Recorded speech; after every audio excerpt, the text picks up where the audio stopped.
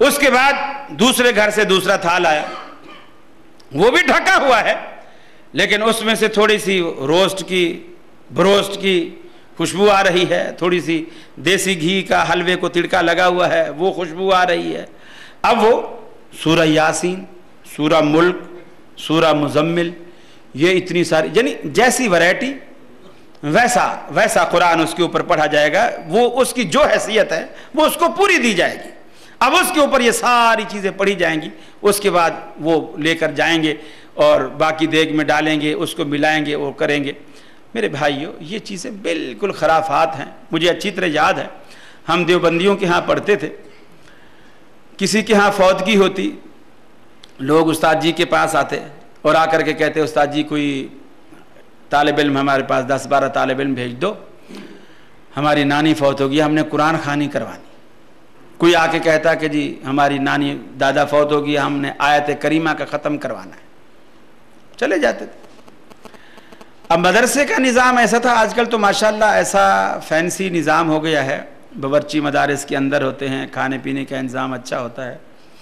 جب اس دور میں ایسا ہوتا تھا، یہ باورچی وغیرہ کا انتظام مدارس میں نہیں ہوتا تھا، بلکہ گھروں والے کھانا بھیجتے تھے، یا طالب علم گھر سے کھانا لے کر آ کر بڑے برتن میں سارا اکٹھا کرتے تھے، استاد جی اسے مکس کرتے تھے اور مکس کر کے پھر اس کو بچوں کو حصہ بقدر جثہ کے تحت اس کو بانٹتے تھے۔ روٹیاں بھی گن کے دی جاتی تھی، بھی اس کا اتنا قد کاٹ ہے، اس کو 2 روٹیاں، اس کو 1.5 روٹی، اس کو آدھی روٹی، اس کو 1 روٹی، اس حساب سے۔ اب کبھی ایسا بھی ہوتا ہے چھوٹے کو بڑے سے زیادہ بھوک لگتی، تو ایسا بڑا یعنی ایک ہوتا تھا۔ اور یہ بھی کہ آپ نے دیکھا ہوگا مولویوں کی اکثر توندیں نکلی ہوئی ہوتی ہیں، گردنیں موٹی ہوتی ہیں۔ اس کی بھی ایک مین وجہ یہی ہوتی ہے کہ جب ہر گھر سے کسی سے گوشت، کسی سے دال، کسی کے ہاں سے ساگ، کسی کے ہاں سے سبزی، کسی کے ہاں سے کڑی، کسی کے ہاں سے کچھ، وہ ساری جب اتنے سارے وٹامنس ایک جگہ روزانہ اس کو ملیں گے تو گردنیں تو پھولیں گی۔ باقی آدمی گھر میں روزانہ جو کھاتا ہے ایک آدھ چیز، کتنا بھی مالدار ہو زیادہ تر 2 چیزیں بنا لے گا، اب اس کو وہ قوت روزانہ میسر نہیں ہوتی جو ان کو وہاں میسر ہوتی۔ اب ہم بڑا انتظار کیا کرتے تھے کہ یار کوئی دعوت شاوت آئے اور کہیں کوئی بلاوا آئے، وہاں ہم جائیں، تاکہ ایک چیز کھانے کو دل چاہتا تھا کہ یہ مکس روز مکس کھاتے ہیں، کوئی ایک چیز ملے، آلو ملے، بھلے گوشت ملے، دال ملے، ایک چیز ملے۔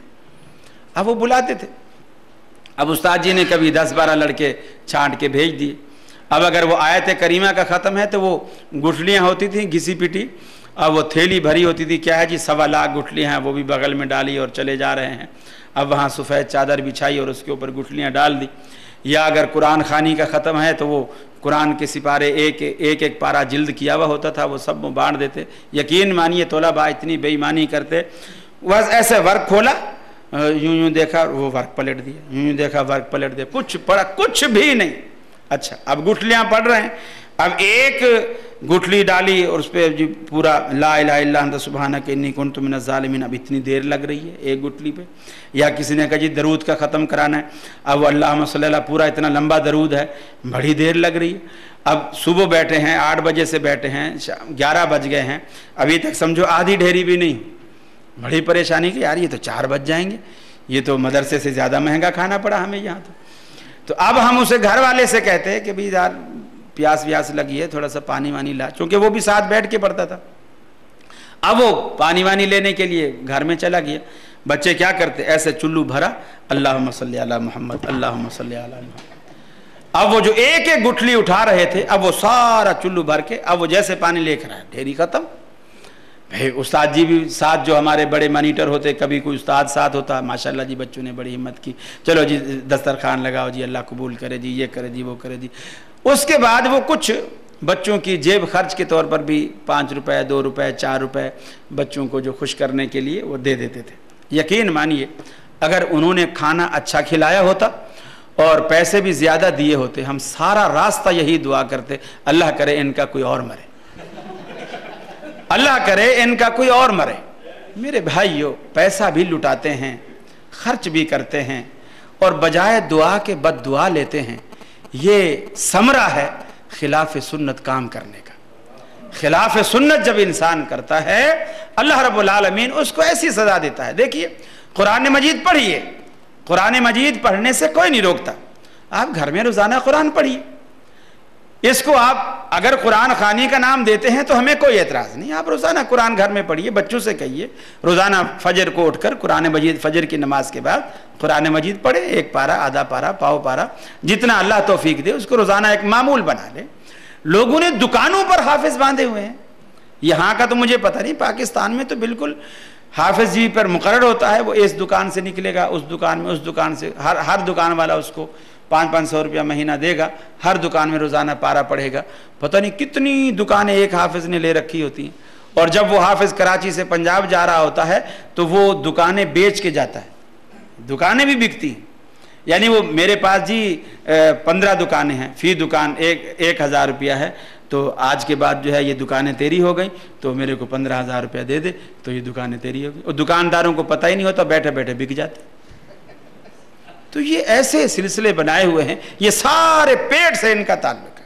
اب جہاں تک ایصال کا تعلق ہے کہ اس کے قرآن مجید پڑھ کر, کھانے پر پڑھ کر, یا گھر میں سپارے بانٹ کر ویسے پڑھا کر, یا گھسی پٹی گٹھلیوں پر کچھ پڑھوا کر ہم اس کو ایصال کرنا چاہیں, تو کیا یہ ممکن ہے کہ اس کا ثواب آگے جاتا ہو؟ رسول اللہ صلی اللہ علیہ وسلم نے فرمایا, مسلم کی روایت ہے, اذا مات الانسان انقطع عملہ, جب انسان مر جاتا ہے, دنیا سے رخصت ہوتا ہے, اس کے عمل کے سارے دروازے بند ہو جاتے ہیں, اس کے عمل کے سارے دروازے بند ہو جاتے ہیں. الا من ثلاث, صرف 3 چیزیں ہیں جو باقی رہتی ہیں. ایک فرمایا ولد صالح یدعى لہ, ایک ایسا کہ اس کی نیک اولاد, اگر نیک بچہ اس کا موجود ہے, وہ اس کے لیے دعا کرتا ہے, یا وہ کوئی بھی نیک عمل کرتا رہتا ہے, اللہ رب العالمین اس کے والد کے اکاؤنٹ میں اس کا اجر ڈالتا رہتا ہے, اس لیے کہ اس کی نیک اولاد ہے اور ماں باپ نے اس کی اچھی تربیت کی تھی, اس کے صلے میں اللہ رب العالمین اس کے اکاؤنٹ میں خود بخود نیکیاں ڈالتا رہتا ہے, چاہے بچہ یہ کہے کہ میں والد کے لیے کر رہا ہوں یا یہ نہ کہے. وہ جو بھی نیکی کرتا ہے, جو بھی چیز اچھے کام کرتا ہے, اللہ رب العالمین اس کے ماں باپ کا حصہ اس میں رکھتا ہے, ان کی اچھی تربیت کی وجہ سے. دوسرا فرمایا او علم ينتفع به, یا ایسا علم, کوئی عالم ہے, کتابیں لکھ گیا ہے, تقریریں کر گیا ہے, ایسی کتابیں چھوڑ گیا ہے, ایسے شاگرد چھوڑ گیا ہے جو اس کے بعد لوگوں کو اسی طرح دین کا علم پھر پھیلا رہے ہیں, قرآن کی تعلیم دے رہے ہیں, جو اس نے اپنے شاگردوں کو دی تھی وہ شاگرد آگے دوسروں کو دے رہے ہیں. تو یہ ان کا ثواب, ان کا اجر بھی جتنا اس نیکی کرنے والے کو ثواب ملے گا, جس نے الداعی الی الخیر کفاعلہ, جس نے اس کو نیکی کے راستے پر لگایا ہے, اس کے کھاتے میں بھی اتنا ہی اجر اللہ رب العالمین ڈالے گا, یہ اس کو ملتا رہے گا. ایک فرمایا صدقۃ جاریۃ, تیسری چیز جو ہے وہ فرمایا صدقہ جاریہ ہے. ایسا جو آدمی اپنی زندگی میں, مثلا آپ نے کہیں مسجد بنا دی اور آپ دنیا سے رخصت ہو گئے, مسجد قائم ہے, لوگ اس میں نمازیں پڑھتے ہیں, قرآن پڑھتے ہیں, اب جب تک وہ مسجد قائم رہے گی آپ کے نامہ اعمال میں اس کا اجر, اس کا ثواب, سارے نمازی روزانہ جتنے آتے ہیں اس کا ثواب آپ کے نامہ اعمال میں ملتا رہے گا. یہ 3 طریقے ہیں. کچھ چیزیں ایسی ہیں جیسے حج ہے, اللہ کے رسول نے فرمایا حج بدل ہو سکتا ہے, اسی طرح عمرہ ہو سکتا ہے, اسی طرح قربانی ہو سکتی ہے. مالی صدقہ آپ مرحومین کی طرف سے, اگر وہ شرک پر نہیں مرے, اگر وہ شرک پر نہیں مرے ہیں, توحید پر مرے ہیں, تو آپ مالی صدقہ, مالی قربانی, مالی کوئی چیز ان کی طرف سے بھی آپ مسجد بنا سکتے ہیں, والدین کی طرف سے مسجد میں حصہ ڈال سکتے ہیں, والدین کی طرف سے کسی یتیم کو کپڑے پہنا سکتے ہیں. صرف دل میں آپ نیت کر لیں گے, اللہ رب العالمین, یا کسی بھی عزیز کی طرف سے آپ جس کو بھی ایصال کرنا چاہیں, ثواب پہنچانا چاہیں, تو مالی صدقہ ان کے لیے کر سکتے ہیں. یہ بدنی عبادت, قرآن پڑھ کے, تسبیح پڑھ کے, نماز پڑھ کے, یہ چیزیں آپ نہیں بخش سکتے, الا یہ کہ اللہ تبارک و تعالیٰ کے رسول نے ایسے وارث کو اجازت دی. کسی کے روزے رہتے تھے, اس نے کہا اللہ کے رسول وہ فوت ہو گئے, ان کے روزے رہتے ہیں, آپ نے فرمایا تو اس کی طرف سے رکھ لے. ایسی صورت اگر ہے تو وہ جائز ہے. باقی بدنی عبادت کا ثواب جہاں اللہ کے رسول سے ثابت نہیں ہے وہاں ایصال کرنا بالکل غلط ہے. اللہ رب العالمین کی ہاں اس طرح کا کوئی بندوبست نہیں ہے. آپ اس کی اولاد اگر نیک کام کرے گی, یا وہ خود صدقہ جاریہ کے طور پر کچھ کر گیا ہے, یا وہ علم نفع بخش پھیلا گیا ہے, تو اس کا ثواب اس کو مرنے کے بعد ملتا رہے گا. باقی کوئی چیز نہیں, چونکہ اللہ کے پیغمبر نے فرمایا انقطع عملہ الا من ثلاث, آپ نے یہ کہہ دیا اور نص صریح موجود ہے. اس لیے میرے معلومات کے مطابق یہ جو قرآن خوانی اور اس